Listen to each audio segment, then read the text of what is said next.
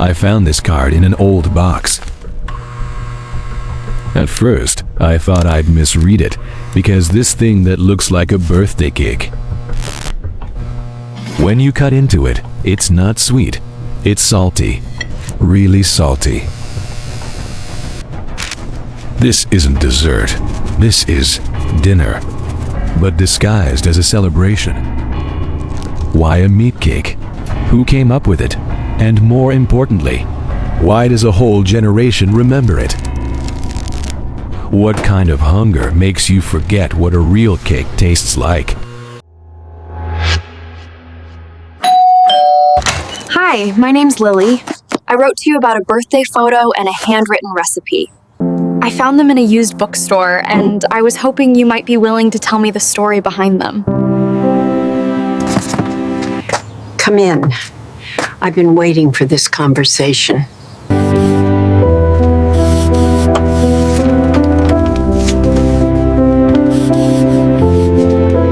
Meatloaf cake. You know that? Oh, God. I do, and I thought I'd forgotten it.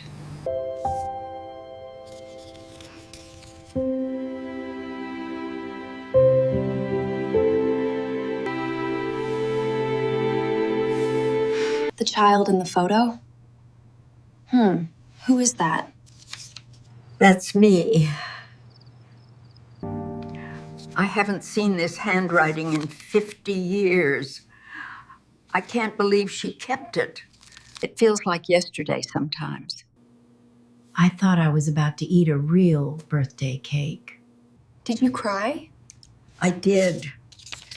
I was embarrassed. Everyone was watching.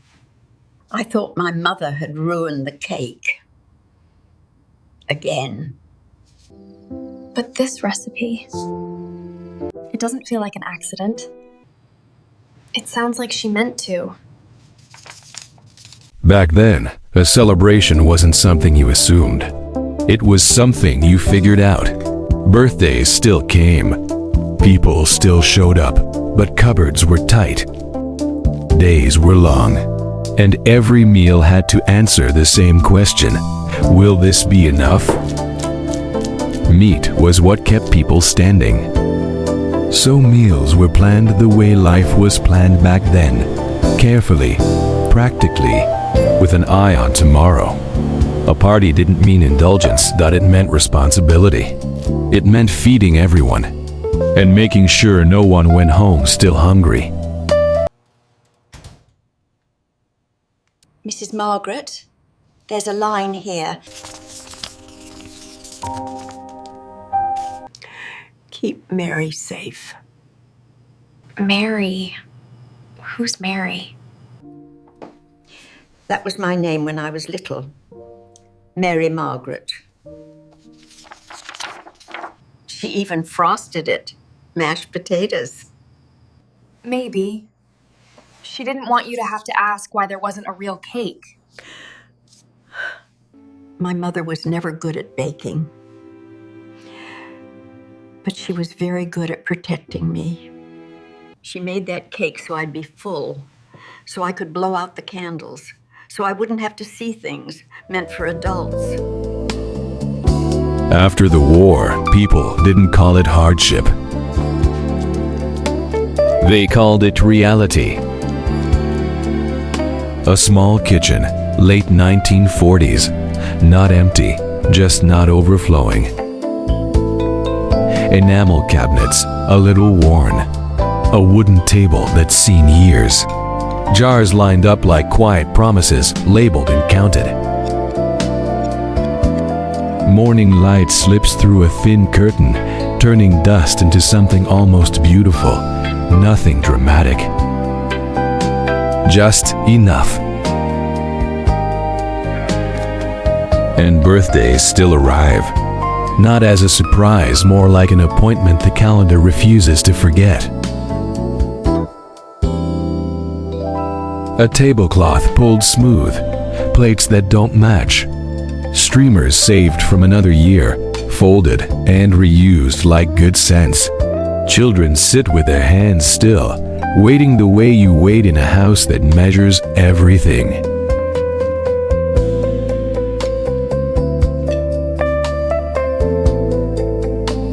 Because sometimes sugar is a luxury, not missing like tragedy, missing like a blank space on a shelf. A woman pauses, counts on her fingers, then closes the cabinet softly, as if noise would waste something.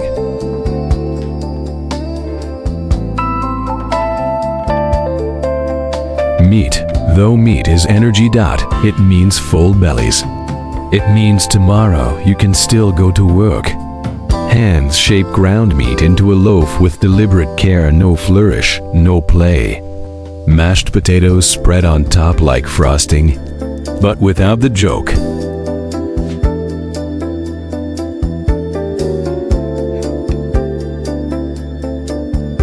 Steam rises. The room fills with practical sounds, a pan settling, a spoon tapping, a quiet stove doing its job. A party isn't indulgence here. It's a calculation, a solution. Portions measured so every plate looks the same.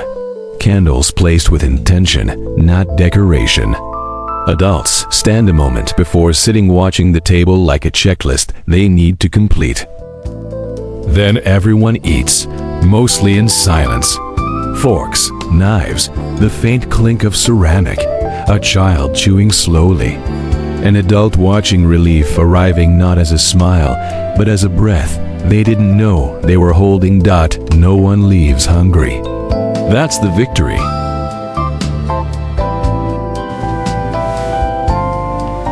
And love doesn't announce itself. No long hugs, no speeches, just routine.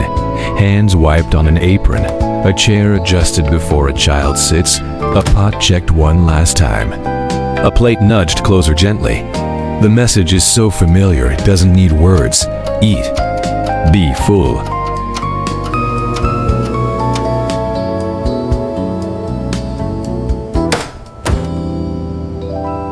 But then the knife goes into the cake, and the child realizes this isn't sweet. Confusion flickers, then understanding. Across the table, the adult already knows. A jaw tightens slightly, hands stay folded. They expected the disappointment, and they made it anyway.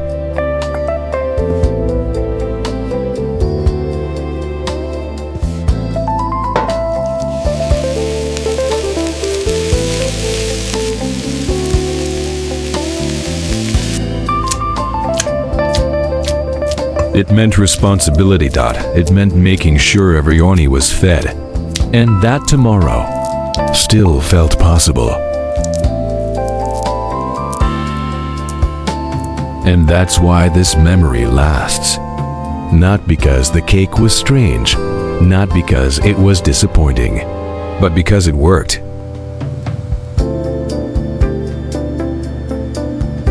Some things don't need to be recreated.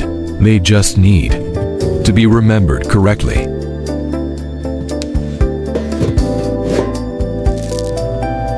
Because love doesn't always arrive as sweetness.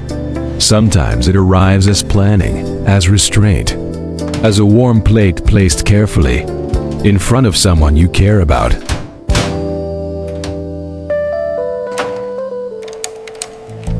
And maybe that's what we're still doing. Every time we find a Rio Santo, sit together. Every time we light candles, even when things aren't perfect.